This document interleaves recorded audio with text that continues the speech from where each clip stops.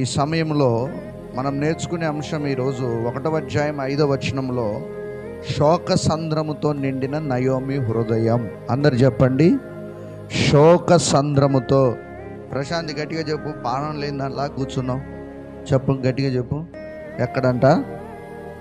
శోక సంద్రంలో నిండిపోయిన నయోమి యొక్క హృదయం. 1:5 వారు ఇంచుమించు 10 సంవత్సరాలు మోయాబులో నివసించిన తర్వాత మహులోను కిల్యోనను 2 కుమారులు చనిపోయారు. చాలా బాధాకరమైన విషయం. ఆ స్త్రీ తాను కనిన 2 కుమారులను తన పెనిమిటిని లేనిదైపోయింది, ఒంటరిదైపోయింది. బయలుదేరి వచ్చినప్పుడు ఎంతమంది వచ్చారు? 4. మిగిలింది ఎంతమంది? 1. గల కారణం ఏంటట? దేవుని చిత్తానికి వ్యతిరేకమైన నిర్ణయాలు తీసుకున్నారు. ఒక నష్టం జరిగినప్పుడు వెనుదిరిగి దేవుని ఇంటికి వెళ్ళాలన్న ఆలోచన, స్వదేశం వెళ్ళాలన్న ఆలోచన, నేను దేవుని చిత్తానికి వ్యతిరేకంగా ఉన్నానని గ్రహింపు లేని పరిస్థితుల్లో నయోమి ఉండిపోయి తప్పుడు నిర్ణయాలు తీసుకున్న వైనం మనకు కనిపిస్తుంది. ఆ తప్పుడు నిర్ణయాల వల్ల ఆమె హృదయం అంతా కూడా శోక సంద్రముతో నిండిపోయిందన్నమాట. అట్లాగే నా దేవుని ప్రియులారా, మొదటిసారి ఎవరిని కోల్పోయిందట? తన భర్తను కోల్పోయినప్పుడు నయోమికి గుండె కోత మిగిలింది. మొదటిసారి ఏంటట? గుండె ధైర్యం ఎవరంట? భార్యకు భర్త, భర్తకి భార్య. ఒకరికొకరు ఏ కష్టం వచ్చినా ఒకరికొకరు చెప్పుకొని ఒకరినొకరు ఓదార్చుకుంటారు. పక్క వాళ్ళకి చెప్పలేరుగా, పిల్లలకు చెప్పలేరుగా. భార్యకు చెప్పుకునే విషయాలు భార్యకే చెప్పుకుంటారు. భార్య భర్తకు చెప్పే విషయాలు భర్తకే చెప్పుకుంటుంది. ఒకరినొకరు బలపరుచుకుంటారు, ఒకరినొకరు పురికొల్పుకుంటారు. ఇలా చేద్దాం, అలా చేద్దామని ధైర్యపరచుకుంటారు. ఒక గుండె ధైర్యం, ఒక గుండె బలం అనేది భార్య భర్తలు ఇరువురు కలిసి ఉంటే వస్తుందన్నమాట. అందుకనే బైబిల్లో ఆ మాట రాయబడింది, ఆ ప్రసంగి గ్రంథంలో అనుకుంటా, 3 పేటల తాడు తెగిపోదు. అంటే బలం అన్నమాట, అంత శక్తి ఉంటుందన్నమాట. అయితే ఇప్పుడు ఏం మిగిలిపోయిందట ఆమెకు? గుండె కోత. మొదటిగా ఏం మిగిలింది? భర్తను కోల్పోయినప్పుడు గుండె కోత మిగిలింది. ఒంటరి జీవితం చాలా భయానకమైందండి. చాలామందికి తెలియదు. ఒంటరి జీవితం జీవించే వాళ్ళు, భర్తను కోల్పోయిన వాళ్ళు, లేకపోతే భార్యను కోల్పోయిన వాళ్ళని చూసి కొంతమందికి చులకనగా అనిపించవచ్చు. వాళ్ళు హ్యాపీగా ఉన్నారని బయట వ్యక్తులకు అనిపించవచ్చు, కానీ వారి గుండెల్లో ఉన్నటువంటి వేదన, బాధ, కష్టం, ఆ కన్నీళ్లను ఏ నరమాత్రుడు కూడా గ్రహించలేడు. అది దేవుడు ఒక్కడే చూడగలడు అన్నమాట. ఒంటరితనం అనేది చాలా భయానకమైందన్నమాట. తోడెవరు లేని యొక్క జీవితం చాలా భయానకమైందన్నమాట. అందుకనే ఒంటరితనంలో కూడా దేవుడు నీకు తోడు ఉంటాడని ఈరోజు నువ్వు గ్రహించుకోవాలి. ఎప్పుడు దేవుడు నీకు తోడుండేది? దేవుని చిత్తం జరిగిస్తున్నప్పుడు. నయోమి ఒంటరి జీవితం చాలా భయానకమైనటువంటి పరిస్థితి. అది అనుభవించే వారికి మాత్రమే తెలుస్తుంది, అనుభవించని వారికి తెలియదన్నమాట. ముఖ్యంగా భర్తను కోల్పోయిన స్త్రీలకు ఈ లోకము ఎంత వివక్ష చూపిస్తుందో, ఈ లోకస్తులు ఎంత ఏమంటారు, చెడు ఆలోచనలతో, చెడు ఉద్దేశాలతో వాళ్ళని చూస్తుంటారో. కొన్ని సంఘటనలు చూస్తున్నప్పుడు హృదయం చాలా బాధ కలుగుతుంది, కన్నీళ్ళు వస్తుంటాయి అన్నమాట. అందుకనే దేవుని ప్రియులారా, దేవుని చిత్తానికి వ్యతిరేకంగా మనం పోరాడకూడదు. సౌలుతో దేవుడు అదే అంటాడు, సౌలా సౌలా మునికొనలకు ఎదురు తన్నుట నీకు కష్టమని తెలియదా? అంటే నా దేవుని చిత్తానికి వ్యతిరేకంగా పోరాటం మన ప్రాణాలు పోగొట్టుకోవటమే. నయోమి కూడా దేవుని చిత్తానికి వ్యతిరేకంగా ఆమె ప్రయాణం కొనసాగించింది. కుటుంబాన్ని తీసుకెళ్ళి మోయాబులో, శపించబడినటువంటి మోయాబు దేశంలో అక్కడ ఉంచటం ద్వారా ఆఖరికి ఆమెకు మిగిలింది ఏంటంట? ఒంటరితనం, గుండె కోత. ఏం మిగిలింది? ఒంటరితనం, గుండె కోత. ఆమె ఆలోచించింది, నా ఒంటరితనం మర్చిపోవాలి అంటే, నా ఒంటరితనాన్ని నేను పోగొట్టుకోవాలి, నా కన్నీళ్లను నేను లేకుండా చేసుకోవాలి అనుకుంటే నా ఇద్దరి కుమారులకు నేను వివాహం చేస్తే వారికి కుమార్తెలో కుమారులో పుడతారు. వారితో నేను ఆడుకుంటూ వారిని ఎత్తుకుంటూ వారి ద్వారా నా యొక్క మనసులో ఉన్నటువంటి బాధ, కన్నీళ్ళు, కాలం చేసినటువంటి గాయాన్ని నేను వారితో కాలాన్ని గడుపుతూ మర్చిపోతానని ఆలోచించింది. ఏమనండి? కాలం చేసిన గాయాన్ని వారి కుమారులకు వివాహం చేస్తే వారికి పుట్టిన పిల్లల ద్వారా ఆనందపడుతూ కాలాన్ని గడిపేద్దాం హ్యాపీగా అని మరొక ఆలోచన చేసిందన్నమాట. అంటే సొంత నిర్ణయాలు, సొంత ఆలోచనలు, సొంత తలంపులు. వివాహం చెయ్యాలి అంటే వారున్న దేశం నుంచి యెరూషలేము 81 కిలోమీటర్లన్నర, 82 కిలోమీటర్లన్నర ఉంది. మా అంటే ఎన్ని రోజులు, ఒక రోజు నడవచ్చు అనుకుంటా. నడవలేవా? ఉదయం 6 గంటలకు వెళ్తే నడుస్తారు. నడవగలిగిన వారు నడుస్తారు. నడవగలిగిన వారు, ఇప్పటి వాళ్ళు నడవలేరు, 2 కిలోమీటర్లు కూడా నడవలేరు. నడవగలిగిన వారు నడుస్తారు. 82 కిలోమీటర్లు, సరే 2 రోజులు ప్రయాణం వేసుకోండి. అక్కడికి వెళ్ళి వారి కుమారులకు వారి యొక్క జాతిలో నుంచి చక్కటి దేవుణ్ణి ఎరిగినటువంటి బిడ్డల్ని చూసి వివాహం చేసే ఆలోచన ఆమెకి రాలేదు. నిజంగానే 7 సముద్రాలు ఈదాలన్న పరిస్థితి ఏమి అక్కడ లేదండి. హల్లెలూయా. ఇక్కడ చూస్తే ఆ గాయాన్ని మాన్పుకుందాం అనుకుంది కాలం గడిపి, కానీ అన్నీ మనం అనుకున్నట్లే ఎన్నడే కానీ జరగవు. మనం అనుకుంటాం, ఎన్నెన్నో అనుకుంటాం కదా, ఏవేవో ఆలోచిస్తాం. అన్నీ మనం అనుకున్నట్టు ఏ రోజు కూడా జరగవండి. మనం అనుకున్నట్టు జరిగితే ఇక దేవుణ్ణి మనం లెక్క చేయం. లెక్క చేస్తారా? అసలు చేయరు. అసలు ఎన్నడే కానీ ఇది ఇలా అనుకున్నాను, ఇట్లా అయింది అనే మాటలు ఎక్కువ వింటాం, కానీ మనం అనుకున్నట్టు ఏమీ జరగదు ఎన్నడే కానీ. నయోమి అనుకున్నట్టు ఏమీ అక్కడ జరగలేదన్నమాట. ఈ మాట మనం గ్రహించుకోవాలి. ఈ సత్యాన్ని మనం అనుకున్నట్లు జరుగుద్ది అనే మన అపోహాని తీసివేసుకోవాలి.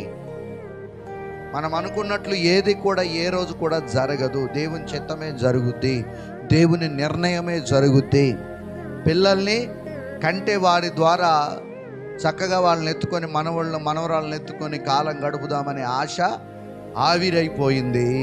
ఆఖరికి మరలా కన్నీళ్ళు, ఆవేదనే. అసలు పెళ్లి చేసినటువంటి కొద్ది రోజులకే ఒకే రోజు 2 కుమారులు చనిపోయారు. చాలా బాధాకరమైనటువంటి విషయం అన్నమాట. ఆమె ఆలోచనకు భిన్నంగా జరిగిందనమాట. 2 కుమారులు ఎలా పోయారట? ఒకే రోజు కోల్పోయింది. చివరాఖరికి ఆమెకు మిగిలింది కడుపు కోత. మొదటి ఏం కోత మిగిలింది?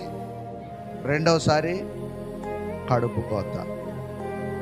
ఈ 2 కోతలు చాలా భయంకరమైనవి కదా, చాలా భయంకరమైనవి. భరించలేరు మనుషులు అసలు. నేను అంటాను, ఈ కష్టం అసలు, ఈ అనుభవం పగవాళ్ళకు కూడా రావద్దు.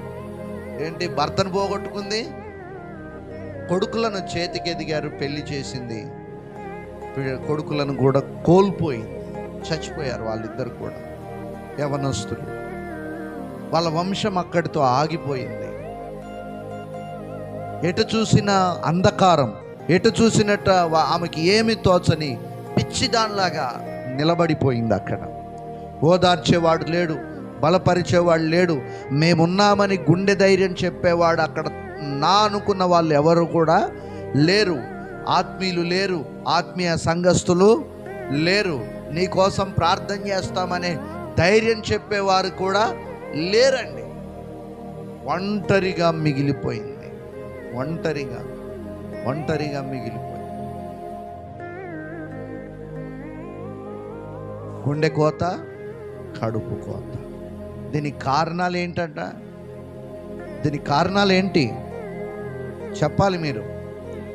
దేవుని చిత్తానికి వ్యతిరేకమైన ఆలోచనలు, దేవుణ్ణి చేతగాని వాడిని చెయ్యటం, దేవుని యొక్క ఆలోచనలు, దేవుడు చేసే కార్యాన్ని నువ్వు చెయ్యలేవు ప్రభువా, నేను ఆగలేను, నా ఆలోచన ద్వారా నేను జరిగించుకుంటానని వెళ్తూ ఉంటారు చాలామంది. దేవుడేమో ఆలస్యమైన నీ పట్ల అద్భుతాలు చేయాలనుకుంటాడు, ఆశ్చర్యకార్యాలు చేయాలనుకుంటాడు, మహత్కార్యాలు చేయాలనుకుంటాడు, సూచక్రియాలు చేయాలనుకుంటాడు. నీ భవిష్యత్తు ప్రణాళికను ఆయన ఉన్నత స్థానములో ఆయన చూస్తూ ఉంటే నీవు మాత్రం ఆరాటం, ఆలస్యం అవుతుంది. ఇక దేవుడు చెయ్యడు, నేనే ఏదైనా చేసుకుంటాను, నా ఆలోచనతో నేను చేసుకుంటాను, నా ప్రయత్నాలతో నేను చేసుకుంటాను, నా ఉద్దేశాలతో నేను చేసుకుంటాను, నా తలంపులతో నేను చేసుకుంటానని అన్యజనుల మధ్య దేవుణ్ణి పలచన చేస్తున్నటువంటి క్రైస్తవులు, నవ్వుల పాలవుతున్నటువంటి క్రైస్తవులు ఇప్పుడు కోకొల్లలుగా ఉన్నారండి. ప్రభువా, ఆలస్యమైన నీ చిత్తం కొరకే నేను ఎదురు చూస్తానని విశ్వాస వీరులు ఈనాటి సంఘాలలో కావాలండి. ప్రస్తుత కాలం లాంటి ఈ సంఘంలో 21వ శతాబ్దంలో అలాంటి విశ్వాస పరులు దేవునికి కావాలండి. బలహీనులు, పిరికివారు, తప్పుడు నిర్ణయాలు తీసుకునేవారు, దేవుడు ఆలస్యం చేస్తున్నాడని మరొక మార్గం వెతుక్కునే వాళ్ళు కాదు. ఎవరు కావాలంట యేసయ్యకు? అంతవరకు సహించేవాడు కావాలి యేసయ్యకు. అంతవరకు బలమైన విశ్వాసంతో నింపబడేవారు కావాలి.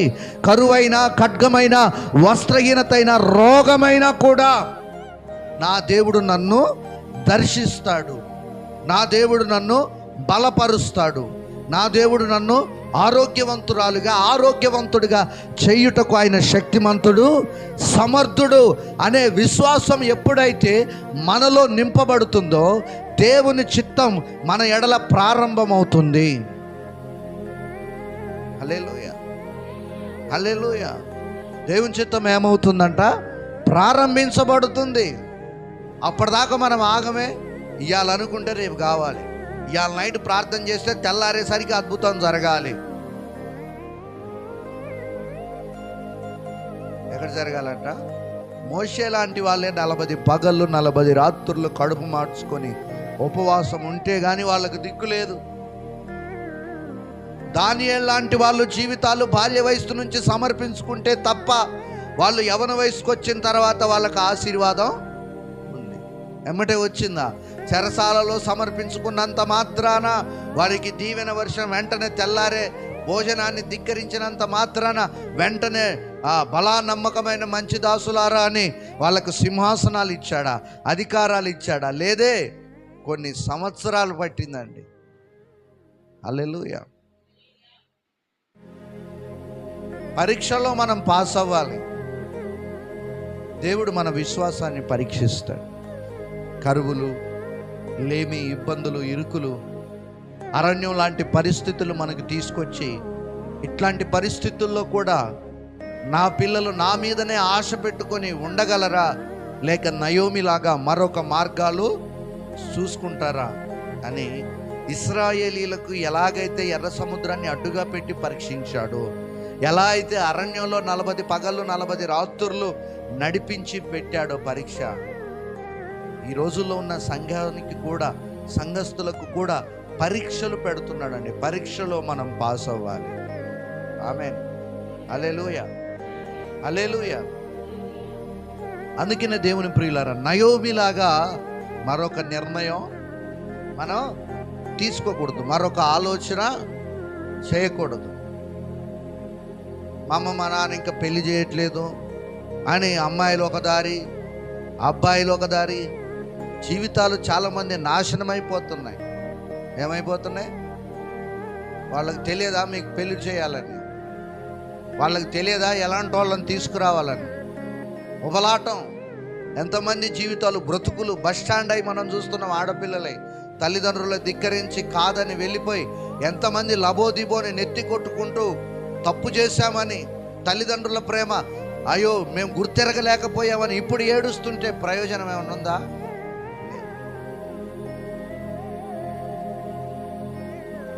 ఎంతమందిని చూడట్లేదా? సమయాలు మనం చూస్తాం. అందుకనే దేవుని ప్రియులారా, మన నిర్ణయాలు కాదు, దేవుని నిర్ణయం మనలో జరగాలి. అందరు చెప్పండి, దేవుని చిత్తం ఆలస్యమైన నీ కోసం నేను కనిపెడతాను, నీ కార్యం కోసం నేను కనిపెడతానని మీరు ప్రార్థన చేయాలి. హల్లెలూయా. కనిపెట్టడం నేర్చుకోవాలి. మనం కనిపెట్టలేకపోతే ఎలాగండి?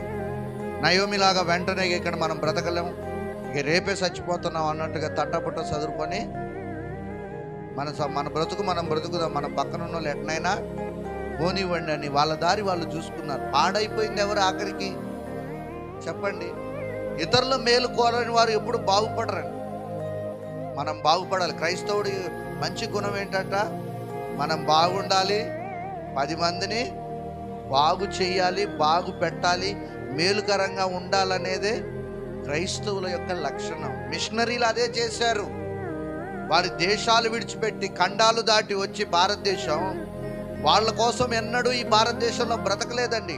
భారతదేశంలో అల్లాడిపోతున్నటువంటి మూఢనమ్మకాల మధ్య ఒక వర్గాన్ని, ఒక ప్రజని, ఒక జాతిని అంటరానిగా నెట్టివేసి వాళ్ళ మీద మోపినటువంటి బానిసత్వపు కాళ్ళను వాళ్ళు, ఆ కాడి మానులను విరగొట్టి వాళ్ళు హాస్పిటల్స్, విద్య, వీటన్నిటిని స్థాపించారు. వాళ్ళకి ఇక్కడ వాతావరణం పడకున్నా కూడా అలవర్చుకొని దేవుని సేవేంటో భారతదేశ ప్రజలకు నేర్పించారు. దేవుని ప్రేమేంటో నేర్పించారు. క్రైస్తవుడంటే వాళ్ళ కోసం బ్రతికే వాళ్ళు కాదు, ఇతరులు బ్రతకటం కోసం వాళ్ళు చచ్చిపోతారని నిరూపించారు. ఈరోజు వాగుతున్న ప్రతి ఒక్కడు, పెద్దవాళ్ళై ఆ టీవీలలో కూర్చున్న ప్రతి ఒక్కడు కూడా క్రైస్తవ మిషనరీ స్కూల్స్లో చదువుకున్న వాళ్ళే. మన భారతదేశంలో నిర్మలా సీతారామన్ ఆమె బడ్జెట్ లెక్కలు ప్రవేశపెడుతుంది, ఆర్థిక శాఖ మంత్రి. ఆమె కూడా సాక్ష్యం ఇచ్చింది, నేను కూడా క్రిస్టియన్ స్కూల్లో చదువుకున్నానని. ఎంతోమంది గొప్ప గొప్పగా ఉన్నటువంటి వారు ఆనాడు వాళ్ళకి చదువుకోవడానికి అర్హతలు లేవు, బ్రాహ్మణులు చదువుకోవడానికి. హల్లెలూయా. చదువుకోవడానికి అర్హతలు లేవు. కమ్మ, కాపు, రెడ్డి అందరు కూడా అంటరాని వారే. ఇప్పుడు అందరూ భుజాలు ఎగరేసుకుంటున్నారు, కానీ అందరూ ఎక్కడికి వచ్చారట? శూద్రుల క్రిందికే వచ్చారు, కాళ్ళ క్రిందికి. అట్లాంటి వారికి కులమతాలతో భేదం లేకుండా వాళ్ళు యేసయ్య ప్రేమను పంచారు. వాళ్ళ జీవితాలను, వాళ్ళ ధనాన్ని మన దేశం కోసం ఖర్చు చేశారు మిషనరీ. ఇంత గొప్ప హాస్పిటల్ యొక్క వ్యవస్థ మన దేశంలో స్థాపించబడిందంటే వాళ్ళ ద్వారా. వైద్య రంగం వృద్ధి చెందిందంటే దేవుని పిల్లల ద్వారా. ఆడపిల్లలు వాళ్ళ జీవితాలు త్యాగం చేసుకొని దేశాలు వదిలిపెట్టి, వాళ్ళ స్వదేశం, వాళ్ళ అయిన వారిని, బంధువుల్ని వదిలేసి ఇక్కడ యేసయ్య ప్రేమను పంచడానికి వచ్చి వాళ్ళు పరిశుద్ధులుగా బ్రతికారు, పరిశుద్ధులుగానే చనిపోయారు. హల్లెలూయా. మనకు ఏ భారం లేదు. నయోమి ఏం చేసుకుంది? తన దారి తనవే. అందుకనే ఈరోజు మనం బ్రతకటం కాదు, 10 మంది కోసం మనం ఆలోచించాలి. అందుకని అలా నేర్చుకున్నవాడే నిజమైనటువంటి క్రైస్తవుడు. ఆమె ఆలోచనకు భిన్నంగా జరిగింది. చివరాఖరికి ఆమెకు కడుపు కోత మిగిలిందనమాట. మొదటిగా ఏ కోత మిగిలిందట? గుండె కోత. రెండవదిగా కడుపు కోత అన్నమాట. మొదటిగా చిన్న పొరపాటు చేశారు భార్యాభర్తలు. దాంతో ఆగకుండా పాపానికి పాపాలు జత చేసుకుంటూ వచ్చారు. అందుకే తీవ్రమైన నష్టం జరిగింది. చిన్న పాపం చేశారు, చిన్నదే అనుకున్నారు, కానీ ఇంకా చిన్న దానిలో నుంచి ఏం కాదు అనుకుంటా పారగాలు చూడండి, గిత్త తినరా అంటే టేస్ట్ చేసి మనం. నయోమి చిన్న పాపంతో కాదు, ఎక్కడికి వెళ్ళిపోయారట? పెద్ద పాపాలు, పెద్ద పెద్ద తప్పులు చేయటం మొదలుపెట్టారు. అందుకనే చిన్న చిన్న తప్పులు చేసినప్పుడే పిల్లల్ని ఏం చేయాలంటే గట్టిగా దండించాలి, గట్టిగా మందలించాలి. అలా చేసినప్పుడు వాళ్ళు క్రమశిక్షణలో రూపుదిద్దబడతారు. దేవుడు కూడా దండించాడు, భర్తను తీసేసుకున్నాడు, అయినా కూడా ఇంకా పెద్ద తప్పు చేయడానికి ముందుకు వెళ్ళింది. పాపంతో పాపం జత చేశారు, అవి ఘోరంగా మారాయన్నమాట. చూడండి, వారికి ఈ పాపం వల్ల తీవ్ర నష్టం జరిగింది ఆమెకు. ఇప్పుడు చూస్తే వీరి గృహంలో 3 విధవరాళ్ళు మిగిలిపోయారు. 2 యవన విధవరాళ్ళు. 3 విధవలు ఉన్నారు, 2 యవన విధవరాలు. వారి జీవితాలు కూడా కొలాప్స్ అయిపోయాయి. చాలా భయానకమైనటువంటి, ఎంత హేళన పరిస్థితులు వచ్చి ఉంటాయి. తెలుసా మీకు ఆ దేశం వాళ్ళు ఏమి వ్యంగ్యంగా మాట్లాడి ఉంటారు. కాదని క్రైస్తవ కుటుంబంలోకి మీరు వెళ్ళారు, మీకు ఇలా జరిగింది, మన దేవుళ్ళు మన దేవతలు వదిలిపెట్టి ఇలా పోయారు కాబట్టి ఇలా జరిగిందని వాళ్ళు వ్యంగ్యంగా ఎన్నో అస్త్రాలు ప్రయోగించి ఉంటారు. ఇంకా మానని వేదన వాళ్ళకి కలిగి ఉంటుంది. దీనికన్నిటికీ కారణం ఎవరట? నయోమి. మరి నువ్వే నయోమిలాగా ఉన్నావా? ఎలా ఉంటున్నావు ఇంట్లో? చెప్పండి, ఎలా ఉంటున్నారు? రెబ్కా లాగా ఉంటున్నారా? లేకపోతే యాకోబు భార్య ఉందిగా, ప్రియమైన భార్య రాహేలమ్మలాగా ఉంటున్నారా? రాహేలమ్మది ఏ బుద్ధి? దొంగ బుద్ధి. ఏ బుద్ధి అంట? దొంగ మొహంది అన్నమాట. దొంగ. కొంతమంది భార్యలు ఉంటారు, భర్త డబ్బులే దొంగతనం చేస్తారు. అందుకని అట్లాంటి దొంగ బుద్ధి ఎవరికి ఉండకూడదు అంటారు. హల్లెలూయా. కాకపోతే యథార్థంగా తీసుకోండి. నీ దగ్గర ఉంటే నువ్వు ఖర్చు పెడతావు, నీకు పొదుపే తెలియదు కాబట్టి పొదుపు తెలియని వాళ్ళకి పొదుపు అంటే ఏంటో దేవుడే నేర్పిస్తాడు. దగ్గరుండి ఏం చేస్తాడట? నేర్పిస్తాడు. నాకు కూడా బాగా నేర్పించాడు పొదుపు అంటే ఏంటో. చాలా పేస్ట్ కూడా తలుపుకు రుద్దుకొని అందులో అసలు ఏమి లేకున్నా కోసి కూడా బ్రష్ అల్లబెట్టి తిప్పి రుద్దుకునే స్థితికి తీసుకొచ్చాడు. అంత పొదుపు చేసేటట్టు చేశాడు దేవుడు. ఒకప్పుడు పేస్ట్ అల్ల సగం ఉన్న ఇసిరి కొట్టిన రోజులు ఉన్నాయి. ఇప్పుడు ఏంటంట? చెప్పండి. పొదుపు నేర్పిస్తాడు దేవుడు. దగ్గరుండి పలకా బలపం పెట్టి నేర్పిస్తాడు. అమ్మా, నేర్పిస్తాడు. దుబారా ఖర్చులు చేసే వాళ్ళకి ఏం చేస్తాడట? నేర్పిస్తాడు. ఇట్లాంటి పరిస్థితుల్లో నేను దేవుని స్తుతిస్తున్నాను.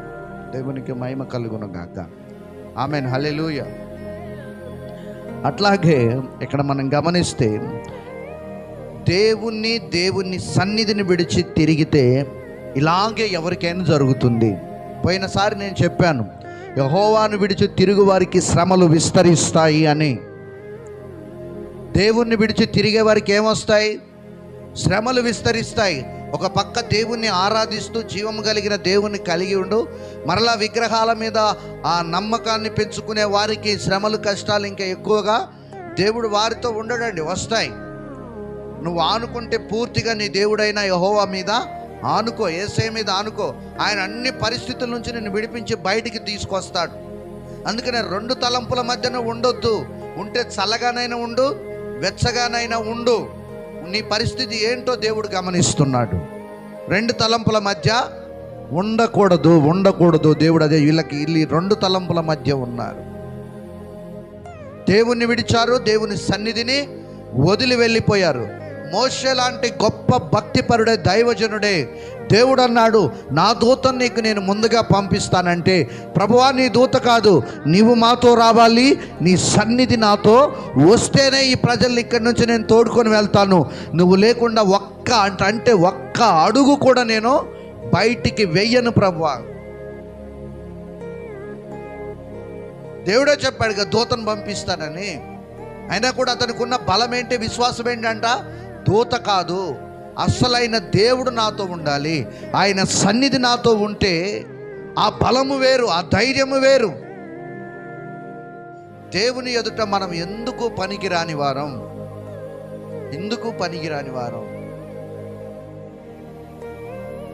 మనం నేర్చుకోవాలి. నిన్న ప్రణయం తీసుకురావడానికి వెళ్తే రవీంద్ర డాని గారు, ఆయనకు 2,000 మంది 3,000 మంది విశ్వాసులు ఉంటారు తిరువురులో. వేరే ఊర్లో 3-4 పరిచయలు ఉన్నాయి. మొత్తం కలిపితే 4-5 వేల మంది ఉంటారు సంఘస్థులు, హైదరాబాద్తో కలిపి. హైదరాబాద్లో కూడా పరిచయం. చిన్నపిల్లలాగా నిన్న ఆఫీస్ రూమ్లో కీబోర్డ్ ఉడబీకి ఆయనే అన్ని పనులు చేసుకుంటారు. మరి మన పరిస్థితి ఎలా ఉంది? ఆయన కింద చాలా మంది ఉన్నారు. పైసలా ఎంత తగ్గింపు. రిపేర్కి డబ్బులు ఉన్నాయిగా, మినిస్ట్రీ పెద్దది, కానీ రిపేర్కి ఏమి ఆయనే చేస్తాడు. నాకు కూడా నేర్పించండి సార్, నాకు మొన్న 7,000 అయ్యాయని నేను అన్నా. నేను కూడా ఊడబీక్ చేసుకుంటాను. దేవునికి మహిమ కలుగును గాక. తగ్గింపు రావట్లేదు విశ్వాసులకు. ఏమి లేకున్నా మనకు లెవెల్ ఎక్కువ, టెక్ ఎక్కువ. ఆ తగ్గింపే, ఆ వినయ మనసే రావటం లేదు. అది రావాలి మనకు. అది వస్తేనే దేవుడు మనల్ని ఆశీర్వదిస్తాడు, దేవుడు మనల్ని బలపరుస్తాడు. దేవునికి మహిమ కలుగును గాక. ఆమేన్. అందుకనే మోషే లాంటి దైవజనుడు కూడా ఏమన్నాడట, నువ్వు నీ సన్నిధి. నయోమి ఏమంది, మీరెవరో నాకు అక్కర్లేదు అని వెళ్ళిపోయి. ఇక్కడ గమనిస్తే దేవుడు లేని గృహంలో వేదన, కష్టాలు, దుఃఖము బాగా ఉంటాయి. ఎవరు లేని గృహంలో? దీనా ఇక్కడే ఉన్నావా? మీ ఆయన ఎక్కడుండో, పని చేస్తుండో, చేయట్లేదని ఆలోచిస్తున్నావా? హల్లెలూయా. దేవుడు లేని గృహంలో ఏముంటాయంట? అందరూ చెప్పాలి. ఏముంటాయండి? కష్టాలు, కన్నీళ్ళు, వేదన, దుఃఖం, మరణం. ప్రార్థన లేని గృహంలో కూడా ఇవి ఉంటాయి. దేవుడు లేకపోతే ప్రార్థన ఎక్కడ వస్తుంది? అంతే కదా. దేవుడు లేకపోతే ప్రార్థన రాదు, ప్రార్థన రాదు. వాక్యం చదవం. నిర్లక్ష్యపు ద్వారిని, నిర్లక్ష్యపు యొక్క ఆలోచనలు. మనకు అన్ని ఆలోచనలు ఉండాలి. ప్రభువులో మనం బలవంతులుగా ఉండాలి. మరి ఏంటయ్య గారు, దేవుడున్న గృహాల్లో లేవా కష్టాలు, కన్నీళ్ళు? అంటే ఉన్నాయి. కానీ దానికి దీనికి వ్యత్యాసం ఏమంటారు కదా, ఏమంటారు? అంత వ్యత్యాసం ఉంది. ఆ నాగలోకం ఏం లేదులే, కానీ భారతదేశంలో ఉన్న ఆ మోటు సామెత. హల్లెలూయా. అదేం లేదు. పైన ఏమున్నాయట? ఒక ఆకాశంలో పరలోకం ఉంది. ఎక్కడున్నాడు యేసయ్య?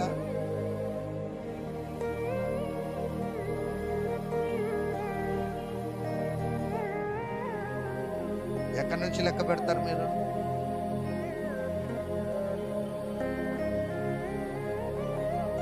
అంటే ఎన్నో ఆకాశంలో ఉండంటారు. అదే ఎన్నోది ఎవరు చెప్పారు మీకు? లెక్క ఎక్కడి నుంచి రావాలి అమ్మా? పైనుంచే కదా. ఆయన ఎక్కడున్నాడు? పైన మొదటి ఆకాశంలో ఉన్నాడు. ఎక్కడున్నాడంట? ఆయన మొదటివాడు. ఆయన మొదటి అక్కడి నుంచి లెక్క పెట్టుకుంటూ రావాలి. ఆయన మధ్య ఆకాశంలోనికి దిగి వస్తానని చెప్పాడు. మధ్య ఆకాశంలో ఆయన ఎదుర్కొంటామన్నాం. రోజు చెప్తారు, ఇప్పుడు వద్దు, అర్థం కావట్లేదు. హల్లెలూయా. మధ్యాకాశంలోనికి దిగి వస్తానంటే ఎక్కడున్నట్టు మరి? అర్థమైందా? సరే, అర్థమైతే నేను ధన్యుండే ఈరోజు. హల్లెలూయా. ఒకరోజు అది కూడా చెప్తాలే. సరే, మంచిది. ఎక్కడున్నాం మనం? దేవుడు ఉన్న గృహంలో కష్టాలు, వేదనలు ఉండవా అంటే? కన్నీరు ఉండవా అంటే? ఉంటాయి. కానీ దేవుడు ఉన్న గృహంలో కష్టాలు ఉంటాయి. అయితే వాటితో పాటు నోటి నిండా ప్రభు నవ్వు కలగజేస్తాడు.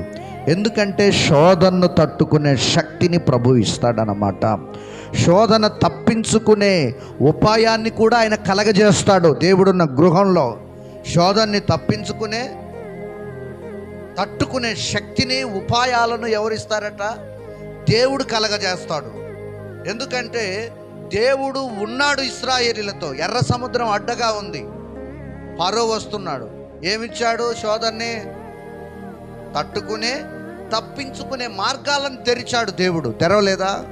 తెరిచాడు. అందుకనే దేవుడు ఉన్న వాళ్ళకి, దేవుడు లేని వాళ్ళకి వ్యత్యాసం.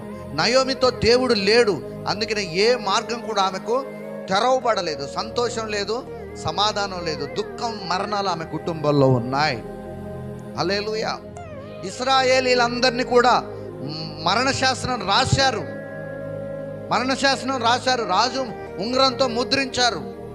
కానీ వీళ్ళతో ఎవరున్నారు? ఇప్పుడు ఏమొచ్చాయి వీళ్ళకు? దుఃఖం. చెప్పండి, కష్టాలు, వేదన. 3 రోజులు ఉపవాసం